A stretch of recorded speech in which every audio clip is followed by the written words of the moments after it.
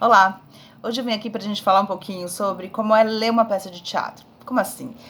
Qual a diferença da leitura, da forma da gente ler uma peça, né, para a forma da gente ler um romance, por exemplo, né? Tem algo específico nessa leitura? Eu não estou dizendo leitura dramática, leitura em cima de palco, nada disso. Eu estou falando ler mesmo, pegar a peça e lê-la, né? Não essa fruição que é diferente de você sentar e ver a peça sendo encenada e também de você pegar a peça e ler, né? Como um ator, uma atriz. Tô falando da gente mesmo, Hellis Mortal, que vai pegar um livro, uma peça e vai ler. Aqui eu tenho uma das peças que, digamos, é a peça que é considerada, ou que é dita como uma peça perfeita, que é Hamlet, do nosso conhecido William Shakespeare. A gente já falou várias vezes aqui que não existe peça perfeita, né? Aliás, perfeição é algo que a gente... que não existe, na verdade, né? É uma peça, mas ela é muito bem encadeada, né? E vamos, então, falar um pouco sobre como é que a gente sabe que é uma peça tão bem escrita, o que é uma peça bem encadeada e como é que a gente pode fruir, como é que a gente pode ler essa obra de arte, né? Então, tem algo que é meio óbvio, mas eu sempre gosto de dizer que o óbvio é muito importante quando a gente fala das nossas leituras e tudo mais. Muitas vezes a gente passa por cima dessa obviedade, digamos assim, né? Tem um texto de um psicanalista francês chamado Lacan, que ele faz uma leitura da peça da Antígona. E ali ele vai falar bastante, é um texto curto, muito bacana, né? E ali ele vai falar da importância da primeira cena. E a gente, muitas vezes, no afã de ler, a gente pega o texto e vai, tá, a primeira cena, a segunda cena, né? Onde é que tá o ser a não ser aqui nesse texto?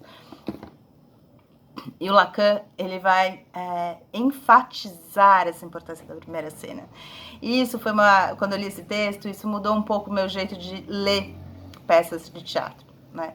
É claro que sempre a primeira cena é importante, assim como a segunda, como a terceira, enfim, tá tudo ali, né? A peça é feita, aliás, de todo o encadeamento dessas várias cenas. Mas tem algo que é muito importante quando a peça é bem estruturada, bem elaborada, que é a leitura da primeira cena.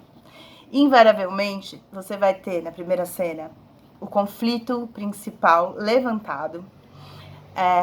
Esses principais, se não são os principais personagens que estão ali, né, alguns deles, ou um que seja deles, ou alguns deles vão estar presentes, né? E muitas vezes, por exemplo, como na Antígona, eu vou falar do Hamlet, mas estou falando também da Antígona, que é uma grande tragédia grega escrita pelo Sófocles, não deixem de ler.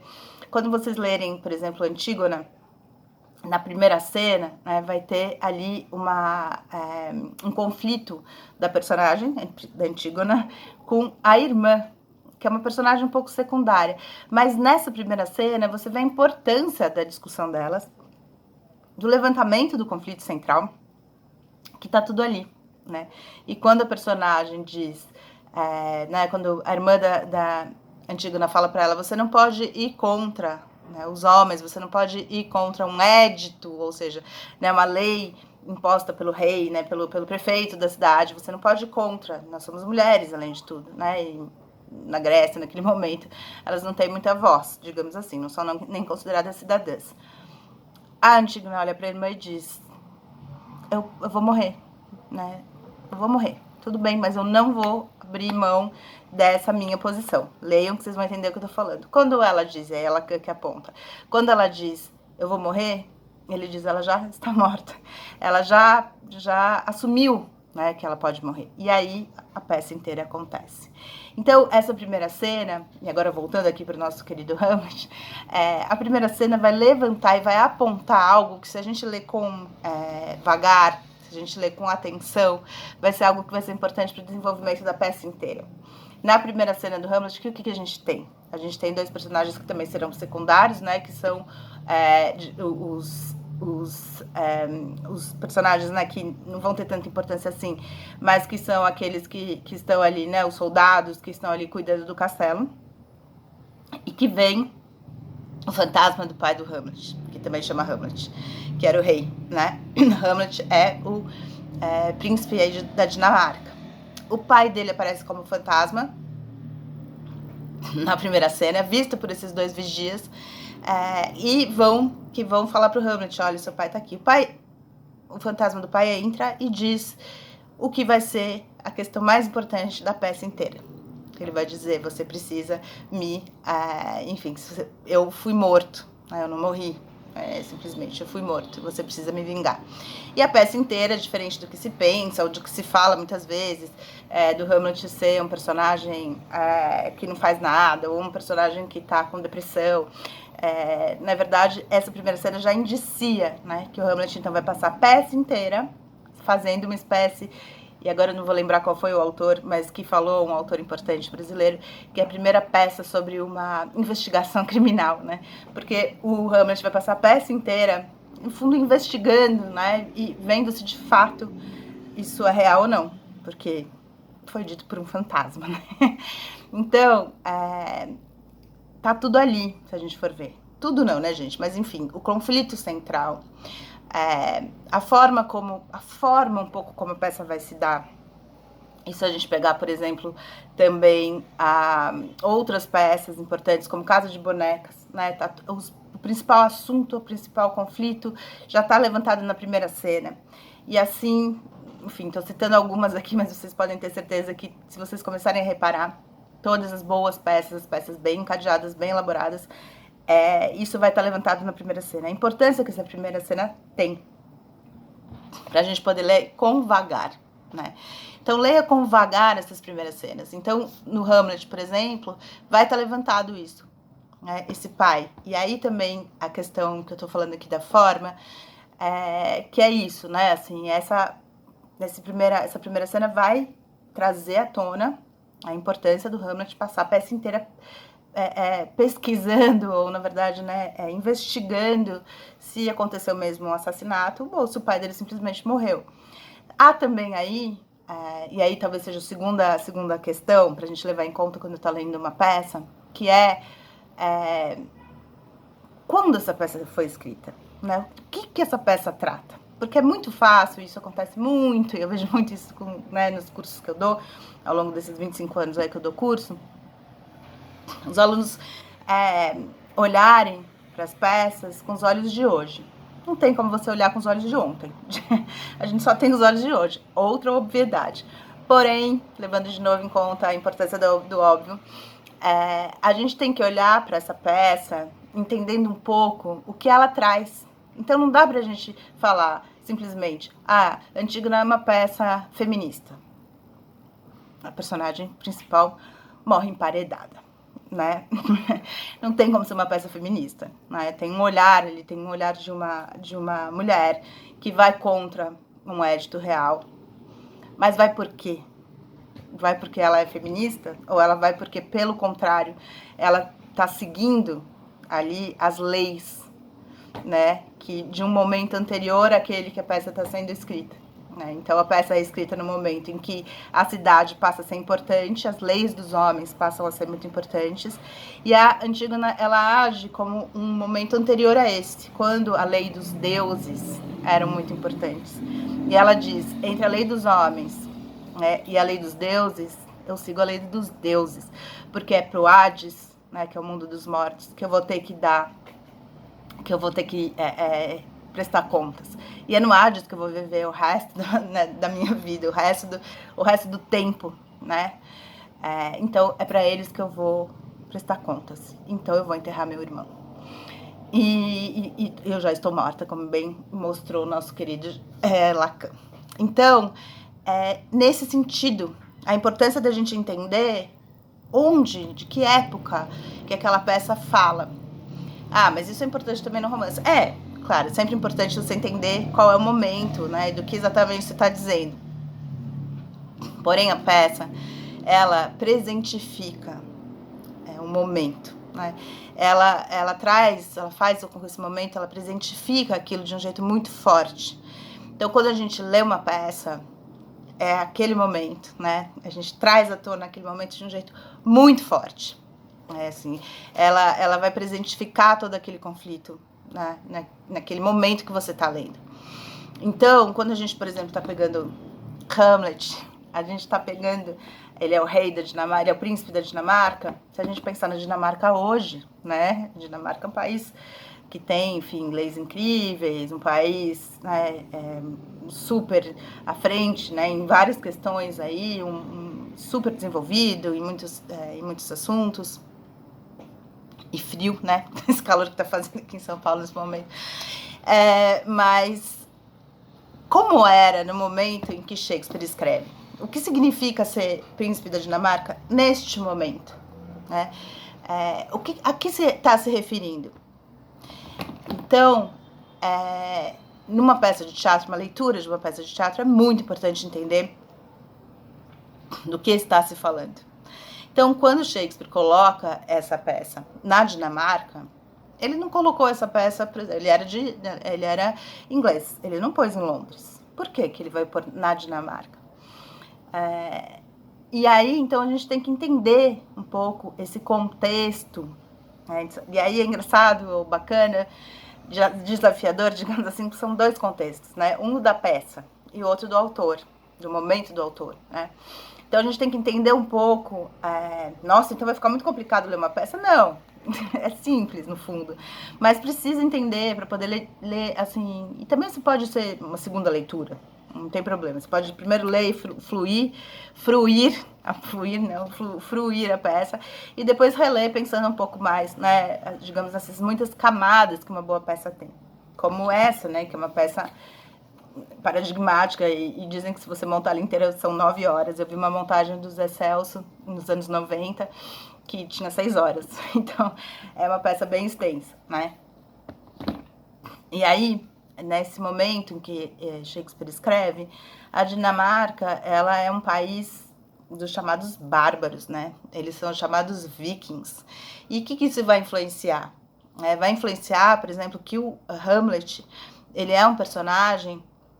Daí a gente vai ter que também, né, a gente está contextualizando o momento, né, da escrita do autor e a gente está contextualizando o que a peça traz. Né? Então, no momento em que Shakespeare escreve, a Dinamarca não é o que é hoje. A Dinamarca era esse país chamado, aí, quando ele coloca a peça, de bárbaros, né, de vikings, né, de, enfim, caçadores, né, de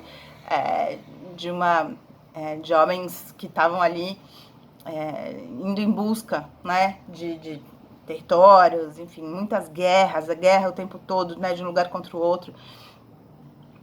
E é nesse cenário que o Hamlet está inserido. Então é importante entender por quê, para você não ficar falando que o Hamlet não faz nada, que o Hamlet é personagem que está com depressão. Se você pensar, se você ler direito a peça, ele é um personagem que faz coisa o tempo inteiro. Ele não para, praticamente ele não para. Ele não para mesmo, literalmente, leia a peça com vagar que você vai ver isso. E aí vem essa terceira questão, né? Quem são esses personagens? Então, o Hamlet, ele é um personagem, daí tem um adjetivo muito importante para várias dessas peças. Ele é um personagem deslocado. Não esqueçam essa palavrinha, deslocado. Por quê? Porque ele é um personagem que é daquele lugar, porém já não é também. Como assim? E aí a gente vai ter que olhar, e é isso que é interessante nas peças, e muito desafiador, né? Às vezes são pequenos detalhes que a gente lê com pressa, digamos assim, e a gente não se atém a eles, como se eles não fossem importantes. Talvez seja importante aquilo que está lá na frente. É importante você entender quando você lê uma peça, como eu falei, ela presentifica, e daí tem esse outro verbo, que ela concretiza, né? Então, a dramaturgia ela é muito presentificadora e concretizadora das histórias que ela traz. Então, o Hamlet, ele é um personagem que saiu da Dinamarca para ir estudar numa universidade. A primeira universidade europeia, aliás, na Alemanha. Ele sai da Dinamarca. Ele está voltando nesse momento, 2 meses após a morte do pai dele. E aí é outra coisa importante da gente entender por que ele está voltando agora. Né? Porque faz 2 meses que o pai morreu e agora a mãe vai casar com o tio, que é o Cláudio, né? Que vai assumir o trono, que era do pai, e vai casar com a mãe dele. E ele tem que estar feliz, porque, afinal de contas, o pai já morreu, eles são bárbaros, as pessoas morrem, as pessoas, né? E o Hamlet, ele sente. Ele é um personagem deslocado. Mas a culpa não é só dele por algo metafísico, por algo né? Porque ele saiu desse universo de lutadores, né? Ele saiu desse universo bárbaro de homens que estão o tempo inteiro em guerra e vai estudar numa universidade. Ele vai passar, então, a, digamos, estudar filosofia, a estudar, né? Tá num ambiente que nem era conhecido, não é que nem hoje que tem universidade, né, em todo lugar. A primeira universidade europeia, ele vai para lá para estudar. E quando ele volta para a Dinamarca, está passando agora uma moto, passou. Quando ele volta para a Dinamarca, ele já é daquele lugar, mas também não é. Ele é um personagem deslocado.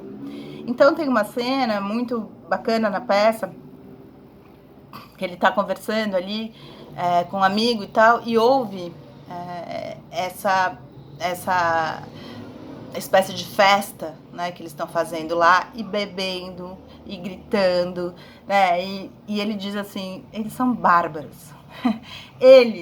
Então, eles são os outros. Então, o Hamlet, ele é um outro dentro do próprio universo. Ele é um personagem que pertence àquele país, àquele lugar, e também não pertence. Ele é deslocado. Ele não é nem de fora e nem de dentro. Nesse sentido é meio brechtiano, no sentido de que depois a gente vai falar de Brecht com detalhes, não nessa, mas num outro vídeo. Mas ele tá fora e tá dentro, né? Então tem ali esse personagem que pertence e não pertence àquele lugar. E isso faz dele alguém que consegue olhar para aquilo tudo com uma certa crítica e uma certa distância, né? E aí é por isso que ele vai poder investigar, então, e entender se aquilo que o fantasma falou para ele é verdade ou não.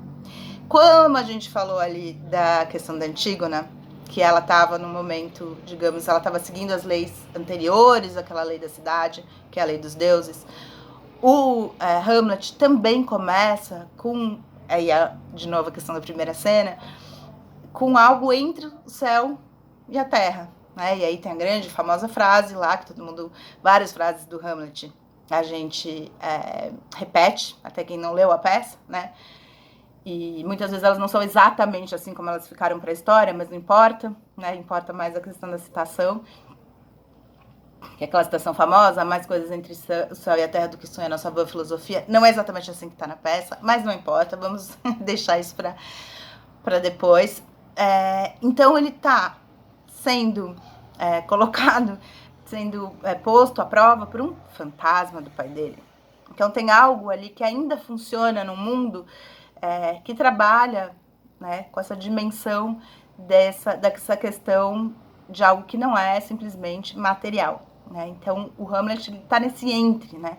Ele está nesse deslocamento entre um espaço que é dos bárbaros, que da onde ele provém, mas de um universo muito também cerebral, né, de estudo, um outro universo da universidade, o universo da universidade ficou bom, já não se sente pertencente àquele espaço.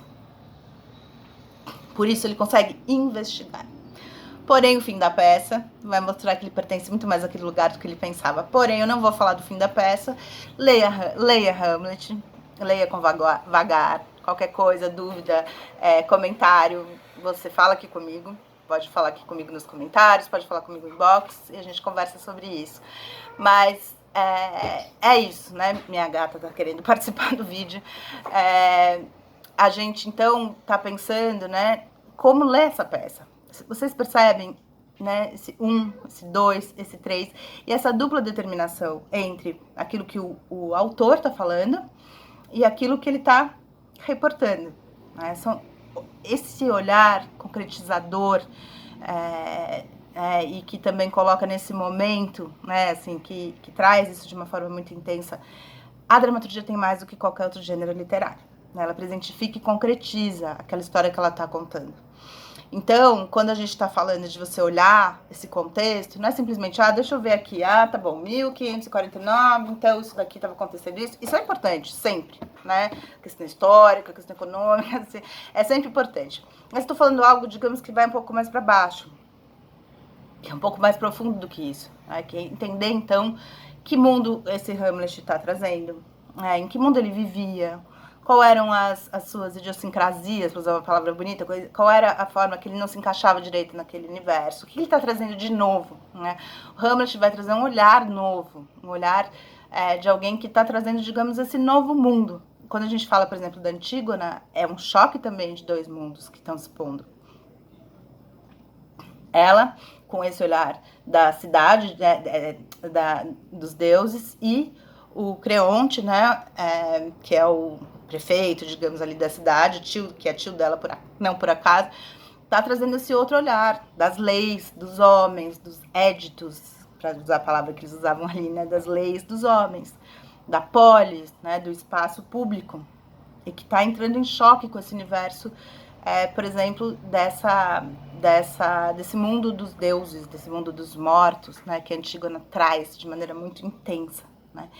E aí a gente pode ver que Shakespeare trabalha muito com esse tipo de personagem deslocado, né. Otelo, outra peça complexa, polêmica hoje em dia muito, mas que traz ali também essa ideia do personagem deslocado. Otelo é um mouro e ele tá em Veneza, né? E ele tá ali, é um personagem que não pertence àquele lugar, e ele está ali. E aí, de novo, Shakespeare coloca a peça em outro lugar, diferente da onde ele mesmo está.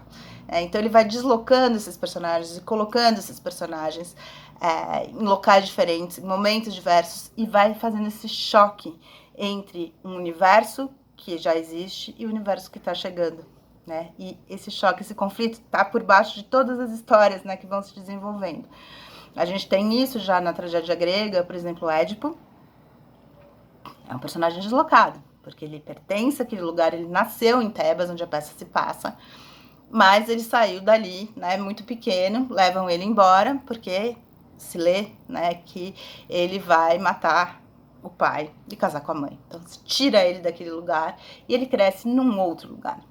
E aí, quando ele volta para Tebas, tudo se desenrola. Então, ele é um personagem que pertence àquele local, mas também não pertence. Então, ele também é um personagem deslocado. E a força desse conflito, né, a presentificação, a forma como isso faz com que esses personagens tenham já um conflito interno muito profundo, é digamos aí, uma forma de escrita de dramaturgia que vai fazer com que esses personagens cresçam e tragam muitos conflitos e as coisas vão acontecendo de uma maneira muito intensa, né? Então, essas são algumas, vocês veem, pouquíssimas, 2 ou 3 características importantes da forma da gente poder ler essas peças, né? Então, não esqueçam nunca de ler com muito vagar a primeira cena. Essa é digamos, uma dica, né, do Lacan, e que mudou minha forma de ler as peças, né? Façam isso. E depois, recapitulando aqui, olhem um pouco, com bastante vagar, do que se está falando, né? Porque eu acho que a dramaturgia pode ajudar a gente a ter um pouco mais de calma e para ler as coisas com um pouco mais de tempo e sentir de fato o que esse gênero literário pode trazer de entendimento também, né? Entre esse olhar da gente daqui, imagina que maravilha, né? A gente poder estar em 2026 já lendo, né, algo que foi escrito lá, né, na tragédia grega, no século V, né? Assim, então a gente poder ler isso e entender como aquilo está acontecendo, né? Poder ler um Shakespeare que está lá tão distante também, nessa cadeia temporal, e que vai trazer questões tão intensas e tão impactantes pra gente. Mas a gente não pode olhar sempre com algo, sabe, já pré-dito. Isso que é muito difícil também de ler ou desafiador, para usar a palavra melhor, de ler os clássicos. Porque é difícil a gente ter os olhos um pouco abertos, né? Os olhos sem a venda de séculos e séculos, digamos, de leituras prévias, né? Então, quando a gente pega, por exemplo, um Hamlet para ler, muitas vezes você vai ler um personagem, ele é um personagem que tá em depressão, ele é um personagem que não faz nada. Não é verdade, né? Como é que você vai poder ler isso se você já chega com esse olhar, né? Não tem como chegar sem esse olhar, porque são muitas leituras que elas vão se sobrepondo, né? E essa talvez é a minha última dica para você ler uma peça. Tente deixar de lado as leituras feitas previamente naquela peça. Por exemplo, quando a gente vai ler Édipo, é muito difícil pra gente que, digamos, é filho da psicanálise, olhar para Édipo sem pensar no complexo de Édipo, né, que o Freud trouxe. Mas a peça foi escrita muito antes do Complexo de Édipo, né? Como ler essa peça sem pensar nisso, né? Você vai pensar, porque não tem como, a gente está posta nesse universo. Porém, você pode olhar para isso, digamos, buscando, como o próprio se diz aqui, né, do Hamlet, que ele é o primeiro personagem detetive da história, é você olhar mesmo como uma espécie de detetive, como tirar de dentro da gente esse olhar, né, arraigado de outras leituras que não são nossas, e poder olhar para o personagem com tudo aquilo que ele traz pra gente, né? Esses dois verbos que eu gosto de usar para falar da dramaturgia, que é presentificar e concretizar. Como olhar para esse personagem, né, como alguém que tem tanta coisa para mostrar pra gente, né? Esses personagens paradigmáticos não são à toa, né? Então, a Antígona, o Édipo, o nosso querido Hamlet, eles têm coisas para trazer pra gente que é importante que a gente consiga olhar para eles. E aí, essa presentificação, essa concretização, nossa, engasguei, que a peça traz, ela pode ser, digamos aí, trazida para a vida, né? Então, é isso que é bacana. Por que importância tem isso? Bom, tem que você vai poder ler melhor uma peça, que você vai poder ler melhor esse gênero, que você vai poder entender melhor a dramaturgia, que é muito legal, mas você vai poder trazer isso para a vida. É olhar para o outro com tempo. É entender, talvez, de onde ele vem. O que ele traz de novo, né? O que ele traz de diferente, de diverso de mim? Como é que eu posso olhar para o outro, né? Por isso que a dramaturgia também, ela tem essa palavrinha bonita, que é a alteridade, né? Uns cursos que a dramaturgia é alteridade, porque ela, se a gente consegue olhar de verdade e entender e ler com esses olhos de ver, a gente consegue olhar o outro. A gente consegue ver a perspectiva desse outro. O Hamlet é um outro, né? E a gente consegue olhar para ele e entender um pouco o que ele está vivendo, porque a dramaturgia põe a gente lá dentro, né? Coloca a gente dentro da ação premente. E a gente vai entendendo um pouco esse personagem. E a gente pode pegar essa forma de olhar e de ler a dramaturgia e trazer para a vida. E conseguir olhar para o outro com um olhar, sim, ele é um outro. Esse outro existe. Esse outro é um outro, né? E ele tem as suas, digamos, ele vem de algum lugar, né? Que lugar é esse que ele vem? Por que ele é assim? Por que ele olha para isso tão diferente de mim? E aí talvez a gente vai achando um espaço para poder ler esse outro, para poder ver que tem outras formas de olhar para o mundo. E isso é muito importante e muito necessário, né? Isso pode acabar com guerras, né? Como a gente tem aqui, ele olhando, tentando entender um pouco a forma desse outro que também faz parte dele, porque ele é, né, desse lugar. Mas ele tem coisas diferentes e ele tá buscando entender por que também ele é tão diferente. Né, que esse momento diferente de vida, esse lugar diferente de vida dele, né? E como é que ele pode trazer isso e viver ali nesse espaço. Ele vai ver que não dá. Mas ele deixa pra gente a possibilidade de dar. De hoje, em 2026, a gente conseguir olhar para isso e viver melhor, no sentido de entender um pouco. A gente nunca vai entender totalmente o outro, né? Infelizmente, isso é impossível. Mas a gente vai poder entender um pouquinho melhor o outro. De onde ele vem, qual é, digamos, a possibilidade dele viver a vida, né? Por que ele olha para isso de uma maneira tão diferente de mim? A dramaturgia vai dar ferramentas para a gente olhar para o outro. De verdade, se a gente se ativer, né, a ler com vagar, com coração e com tempo para esses personagens, para essas histórias tão incríveis que a dramaturgia tem. Esse é um convite que eu faço para vocês. E depois vocês podem me contar como é que foi isso para vocês. Tá bom? É um pouco isso. Peguem essas questões todas que eu trouxe, coloquem aí em ação na leitura dessas peças ou de outras que vocês eventualmente queiram ler. E depois me contem se isso ajuda na leitura dessas peças e como é que isso pode ser trazido um pouco para a vida da gente. Olhar o outro nas suas idiosincrasias, para usar a palavra bonita, nas suas possibilidades e impossibilidades. Entender um pouco que o outro existe, né? E isso é, digamos aí, uma das ferramentas tão bonitas e tão intensas que a dramaturgia, mais do que qualquer outro gênero literário, consegue dar pra gente, eu te garanto. Tenta ver e me fala. Até mais.